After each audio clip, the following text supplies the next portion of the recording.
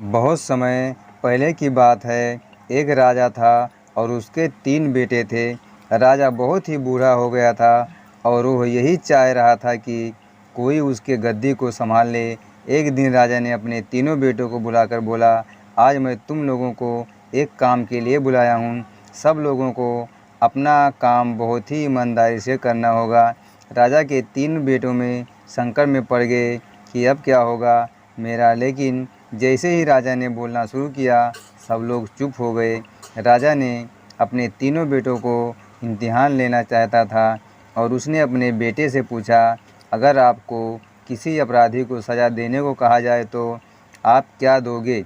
पहले ने बोला, मैं तो जेल में डाल दूँगा। फिर दूसरे ने बोला, मैं तो फांसी दे दूँगा। फिर क्या था?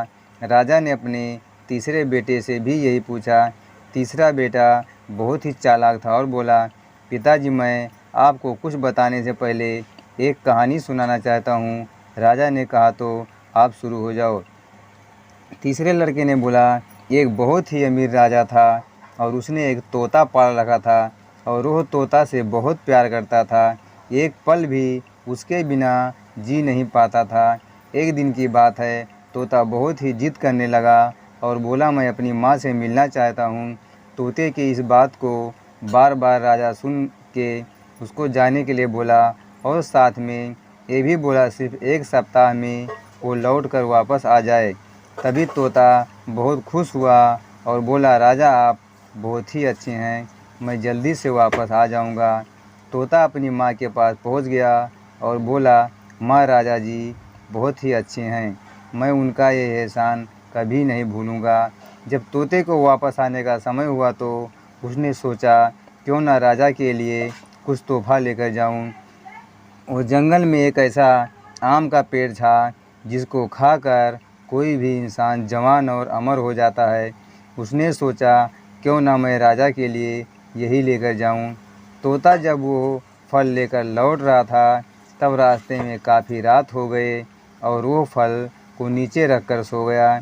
जब वो सो गया तो एक सांप ने उस आम को खा लिया और वो आम जहरीला हो गया। तोता जब सुबह सोकर उठा तो आम को लेकर राजा के पास गया और बोला, महाराज मैं आपके लिए एक ऐसा फल लाया हूँ जिसको खाकर आप जवान और अमर हो जाएंगे। राजा ने अपने मंत्री को बुलाया और बोला, पहले इस फल को अपने पालतू कुत्ते को खिला दो।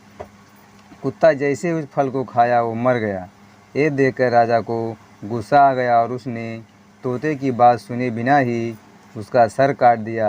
राजा ने उस फल को बाहर फेंकवा दिया।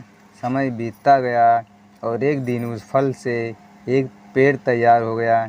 जब राजा को इस बात का पता चला तो राजा ने सबसे बोला, वो पेड़ जहरीला है और कोई भी इसका फल नहीं खाएगा। राजा की इस बात को सुनकर कोई भी उस पेड़ के पास नहीं जाता था।